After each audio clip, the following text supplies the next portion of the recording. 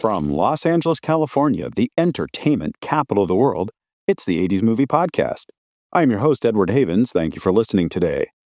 Welcome to our first show of our 7th season, and before we get started, I owe you, my loyal listeners, 2 apologies.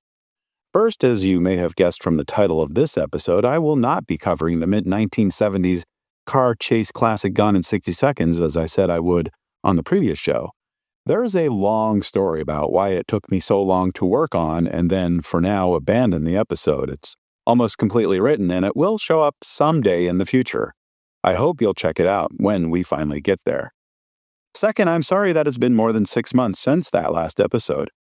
A portion of that had to do with getting hit with a Mandela effect during the research into Gone in 60 Seconds, the film that got me into movies on a near spiritual level that made me question exactly who I am and what the heck I'd been doing with my life for half a century.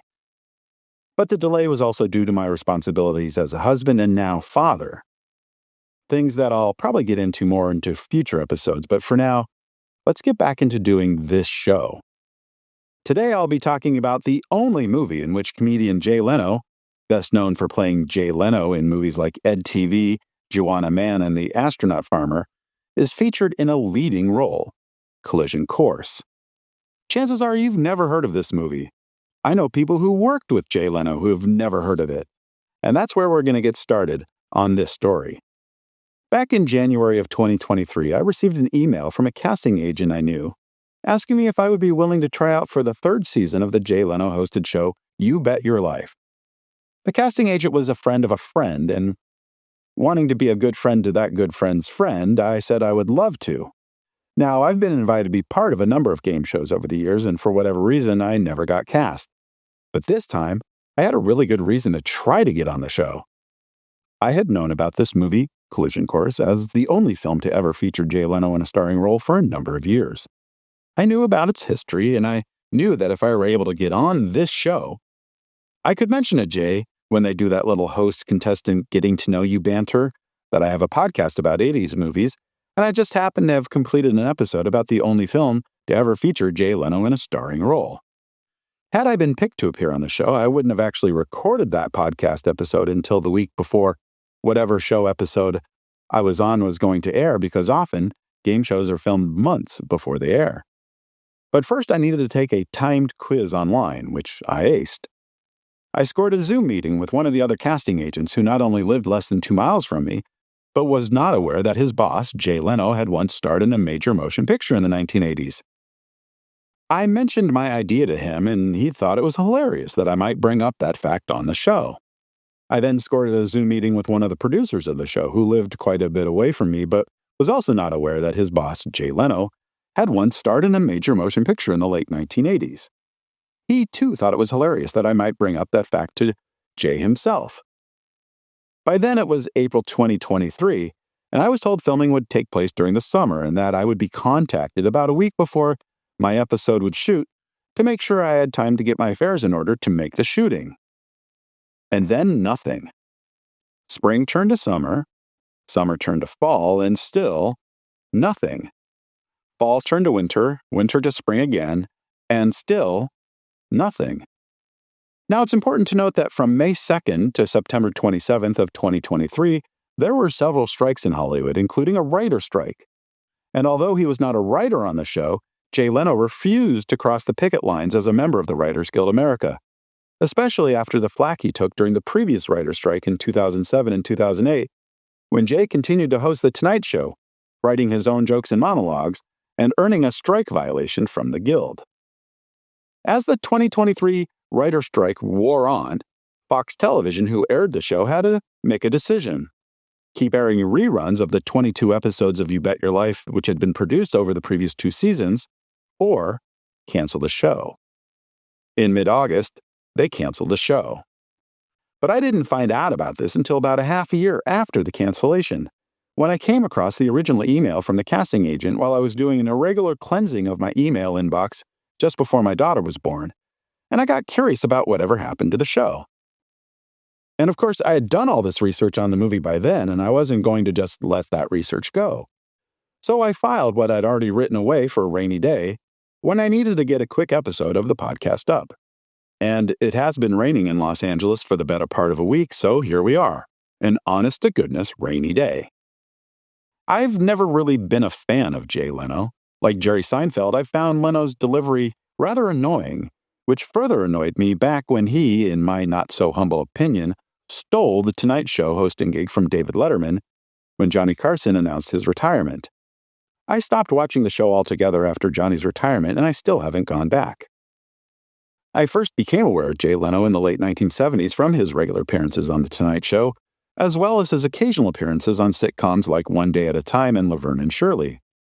He would start guest hosting The Tonight Show sometime in the 1980s, but he never compared favorably with me to Johnny's other guest hosts like Don Rickles or Bob Newhart or Joan Rivers. But the man did work hard, and he had built up some kind of fan base. In 1986, the De Laurentiis Entertainment Group, the mini-major studio formerly known as Embassy Pictures, purchased from Coca-Cola by legendary Italian producer Dino De Laurentiis the year before, purchased a screenplay called Collision Course, written by two first-time screenwriters, Frank Darius Nemai and Robert Resnikoff, about a Japanese special agent who was sent to Detroit to track down a stolen turbocharger engine. And as you have seen in many a better movie, cultures clash when the agent is teamed with a boorish, loud American detective. Pat Morita, recently Oscar-nominated for his role as Miyagi in The Karate Kid, would be cast as that Japanese special agent, Natsuo, while Jay Leno, who had been looking to expand past stand-up comedy and being Johnny Carson's main guest hope, signed up to play the American cop, Costas. The remainder of the cast was pretty good for a mid-range PG cop comedy, including Chris Sarandon, who had come onto the film after making The Princess Bride, Ernie Hudson, everybody's not-so-secretly favorite Ghostbuster, Tom Noonan, at the time best known for playing serial killer Francis Dollarhide in Michael Mann's Manhunter, beloved character actor Al Waxman, and boxer-turned-actor Randall Tex Cobb, who had just been seen on screens as the bike-riding hellraiser Leonard Smalls in the Coen brothers' Raising Arizona.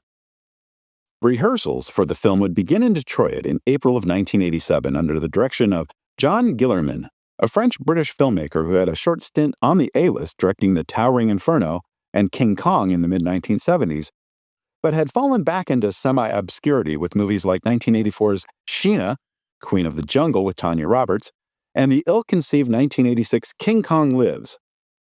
Although he had made several movies with producer Dino De Laurentiis over the years, there would be a clash of personalities, and Guillermin would leave the film just a few days later.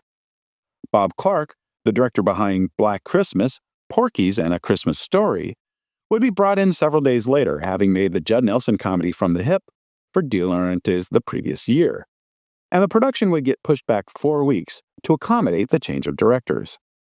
This would give Leno the time to return to Los Angeles for a few weeks to fulfill his obligation to be Johnny Carson's permanent Monday night guest host on The Tonight Show, without the pressures of having to fly back and forth every week between the talk show and the movie. Clark and Tom Noonan would hit it off almost immediately, and the two men would start working together rewriting the script as the new production start date of May 11, 1987 approached. Production began on schedule, with dailies being sent to De Laurentiis' office at his studio in Wilmington, North Carolina. But after 9 days of production, De Laurentiis wasn't liking what he was seeing. Leno was arguably a funny guy, as was Morita, who had spent several years on sitcoms like MASH, Sanford and Son, and Happy Days.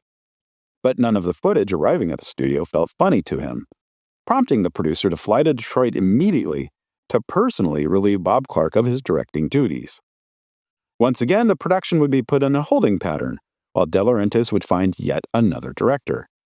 And once again, he would choose a director he had recently made a movie with, Lewis Teague, the director of Alligator and Cujo, who had made the Stephen King anthology horror film Cat's Eye for De Laurentiis 3 years earlier.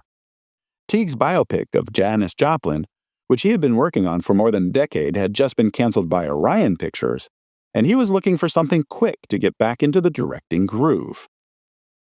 Production geared back up at the end of May and would continue without much incident until the final day of shooting, August 28, 1987. That day, the line producer on the film, Robert W. Court, and his partner Ted Field learned that the Laurentiis, and thus the film, had run out of cash, even though there was still a few key scenes to be shot that day. The production would shut down for the fourth and ultimately final time. Everyone would go their separate ways, and the footage would sit at the Technicolor Labs in Hollywood, while the De Laurentiis Entertainment Group tried to find the money to finish this and several other films that ended up in limbo, including a little $8.5 million comedy featuring two up-and-coming actors, Keanu Reeves and Alex Winter. But we'll talk about that most excellent adventure another time. The film would remain in limbo for another year until the De Laurentiis Entertainment Group, having burned through more than $200 million in funding with no big hit movies to their credit in 2 years, and unable to raise more money to continue operations, filed for Chapter 11 bankruptcy protection on August 16, 1988. Collision Course, like a number of other uncompleted DEG titles, would become the property of Wells Fargo Bank, the distribution company's main debtor. And the film would sit around unfinished for another 2 years, until early June 1991, when Leno was named as a successor to Johnny Carson on The Tonight Show. Wells Fargo had been holding out for someone to reimburse the bank for the $13 million spent making Collision Course without any takers. Now, there were a number of parties interested in the movie, including NBC, the home of The Tonight Show, but no one was willing to pay the $13 million for an uncompleted film, sight unseen.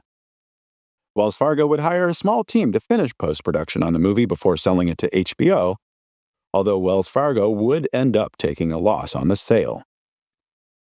The movie would finally get released on videotape in April 1992, a few weeks before Jay Leno took over The Tonight Show, much to the chagrin of Helen Kushnick, Leno's longtime manager, who lamented to the Los Angeles Times just before the home video release that they had nothing to do with the film anymore.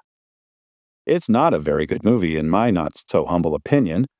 Leno is, well, Leno. If that's your kind of thing, so be it. It's not mine. Morita tries to bring some gravitas to the proceedings, and there are some very poor special effects, including with the climax of the film. You'll know what I'm talking about if you ever see it. In fact, the best part of Collision Course is the number of classic cars that make appearances throughout the running time. Leno spends a good portion of the movie driving a black 1960 convertible Corvette. In one scene, there's a 1974 AMC Hornet, which I drove for a short time in high school until I flew it off a freeway on-ramp the first week of my senior year of high school. There's a 1928 Model A, a 1937 Buick Special, a 1970 Chevy Impala, a 1972 Buick Electric 225, and a sweet 1980 Camaro with a massive engine sticking out of the front just outside of Old Tiger Stadium. I'll have some pictures of the cars up on this episode's page at our website, the80smoviepodcast.com.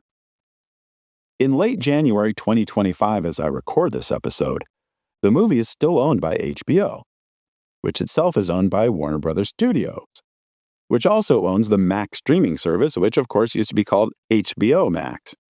But you can't stream the movie on Max or any other legal streaming service. It was released on DVD by HBO Home Video in 2012 in a 1.33:1 pan and scan version that didn't sell very well. You can find it on a popular Internet Archive website, which appears to be a rip of that 2012 DVD, but that's the best you're going to find out there. Thank you for joining us. We'll talk again soon. Remember to visit this episode's page on our website, the80smoviepodcast.com, for extra material about Collision Course and the other movies we've covered on this episode. The 80s Movie Podcast has been researched, written, narrated, and edited by Edward Havens for Idiosyncratic Entertainment. Thank you again. Good night.